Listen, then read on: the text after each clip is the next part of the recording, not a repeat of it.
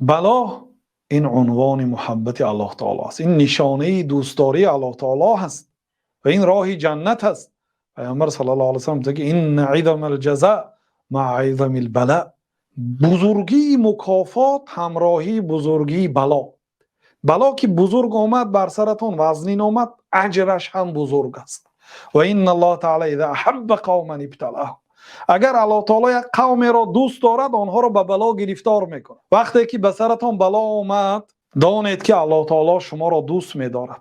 الله تعالی قومی را به بلا گرفتار میکند که آنها را دوست می‌دارد. اگر کسی فمن رضی فله الرضا، کسی که به مصیبت الله تعالی داده، به بلایی که الله تعالی براش داد اگر راضی شود، الله هم از او راضی میشد. و من سخط فله السخط، کسی که اگر غضب کنه الله هم از او غضب میکنه. حدیث ترمذی است، حدیثی است. مردم هوشیار و آگاه از قدیم الایام بلای و مصیبت ها را یک نوع عنایت الله سبحانه و تعالی بر خود میدانستند و عکسش را استدراج میدانستند.